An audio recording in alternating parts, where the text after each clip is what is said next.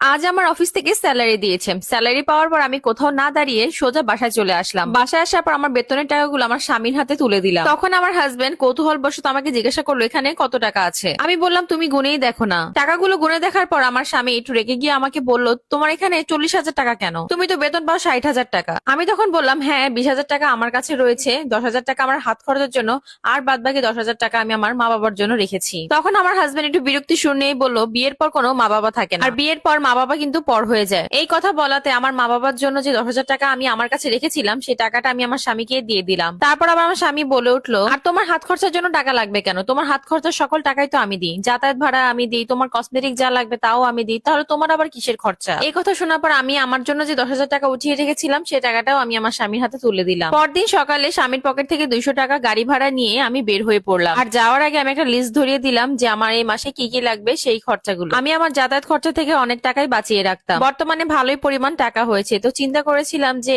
এই টাকা দিয়ে আমি দুটো শাড়ি কিনবো। তো যেই কথা সেই কাজ, আমি অফিস থেকে বের হয়েই মার্কেট থেকে একই রকম সুন্দর দুইটা শাড়ি কিনে আমি বাসায় চলে গেলাম। তারপর আমি আমার শাশুড়ির রুমে গেলাম। আমার শাশুড়ি দেখে বলল কি ব্যাপার, একই রকম একই কালারের একই শাড়ি দুইটা কেন। আমি তখন বললাম মা আমি দুইজনের জন্য একই রকম শাড়ি কিনেছি, একটা হচ্ছে আপনার জন্য আর একটা হচ্ছে আমার আম্মার জন্য। তখন আমার শাশুড়িও বলে উঠলো বিয়ের পর এত মামা করছো কেন, বিয়ের পর কোনো মা বাবা থাকে না, আর যদি তুমি এত বাপের বাড়ি করো তাহলে তোমার সংসারে অশান্তি নেমে আসবে, এটা মনে রেখো। শাশুড়ি মায়ের মুখে এই কথা শোনার পর আমার বুকটা মোচড় দিয়ে উঠলো। চিন্তা করলাম আসলে কি বিয়ের পর মেয়েদের মা বাবার প্রতি কোনো দায়িত্ব থাকে না, তারা কি চাইলেও কিছু মা বাবাকে দিতে পারে না। তো যাই হোক এসব ভাবতে ভাবতে আমি আমার রুমে চলে আসলাম। বেশ কয়েকদিন পার হলো। একদিন সন্ধ্যার টাইমে হঠাৎ করে আমার শাশুড়ি আমার রুমে চলে আসলো, তার হাতে দামি সুন্দর একটা শাড়ি। তো আমি জিজ্ঞাসা করলাম মা এটা আপনাকে কে দিয়েছে। আমার শাশুড়ি মা বললো তার মেয়ে জামাই নাকি তাকে এই শাড়িটা গিফট করেছে। তারপর আমি আমার শাশুড়ি আম্মাকে বললাম এটা যদি আপনাকে গিফট করা হয়ে থাকে তাহলে আপনি এটা কেন নিয়েছেন, আপনি কি জানেন না বিয়ের পর একটা মেয়ের কোনো বাপের বাড়ি থাকে না, এতে তো এখন আপনার মেয়েটা অসুখে থাকবে, ঝামেলা হবে। এই কথা শোনার পর আমার শাশুড়ি মুখটা বাঁকিয়ে রুম থেকে চলে গেল।